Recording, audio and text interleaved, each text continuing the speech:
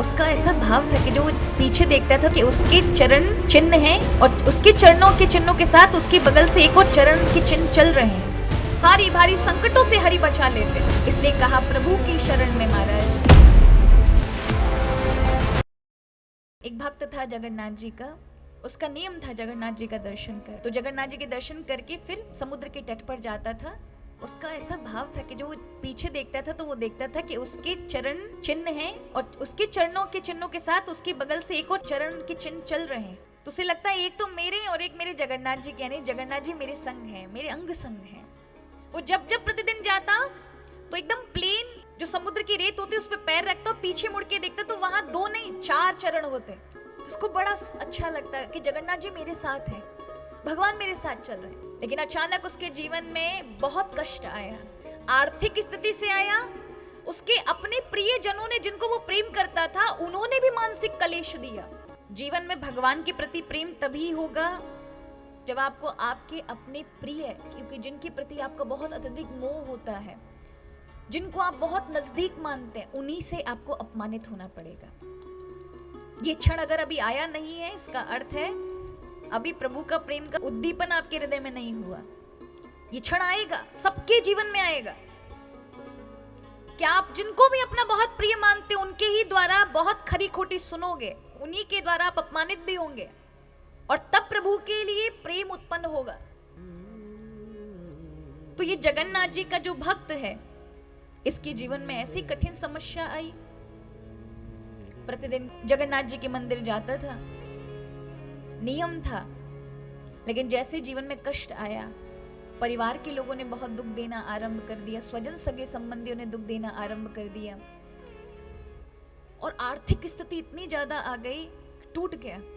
पर उसने भगवान के पास जाना जो उसका नियम था, जगन्नाथ जी से प्रतिदिन मिलना बंद नहीं किया। जैसे ही वो रेती पर जाता था जहां समुद्र तट था, तो जैसे चलता उसको पीछे देखता तो देखता सिर्फ 2 ही चरण है। वो जो 2 चरण थे ना वो गायब हो गए, तो फूट फूट के रोता। एक दिन उससे सहा नहीं गया, बहुत दिन तक ऐसा चलता रहा, रोता रहता और फिर उस परिस्थिति से बाहर निकला। परिवार और जन का भी माहौल बदल गया, परिस्थिति भी ठीक हो गई। फिर जगन्नाथ जी का दर्शन करता और फिर चलता है तो देखता अब 4 चरण फिर से। उसे बड़ा गुस्सा आया, मतलब दुनिया सुख में साथ दे तो तुम भी देते हो और दुख में सबने साथ छोड़ा तुम भी छोड़ देते हो, मतलब तुम्हारा भी स्वभाव दुनिया की तरह है। मेरा तुम्हारे से नाता इस प्रकार का नहीं था, मैं दुख में भी तुम्हारे पास ही था, मैं सुख में भी तुम्हारे पास था, पर तुम मेरे साथ दुख में नहीं थे। मैंने देखा मेरे साथ तुम्हारे चरण नहीं चलते और आज सुख हुआ तो तुम भी साथ हो गए। इतना जगन्नाथ जी को उल्हाना दिया उस दिन, इतना दिया कि स्वयं जगन्नाथ जी को उसको रात्रि में स्वप्न देकर आने पर कहा, अरे भैया दुनिया तुझे छोड़ सकती है लेकिन जो मेरी ओर आ गया उसको मैं कभी नहीं छोड़ता। तुझे क्या लगता है तू पीछे मुड़ मुड़ कर देखता था, वो तेरे चरण थे ना, तेरे चरण नहीं थे, वो मेरे चरण थे। मैं तुझे उठा उठा के चल रहा था दुख की परिस्थिति में, इसलिए तुझे मेरे चरण अपने चरण दिखाई पड़ते थे, तेरे चरण तो वहां थे ही नहीं, क्योंकि दुख की परिस्थिति में मैं तुझे गोदी में लेकर चल रहा था। और सच बात है, जब प्रभु की शरण में होते तो हरि तुम्हें उठाकर चलते हैं। हर विपदा से, बड़ी बड़ी विपदा मात्र मानसिक तनाव बनकर निकल जाएंगी।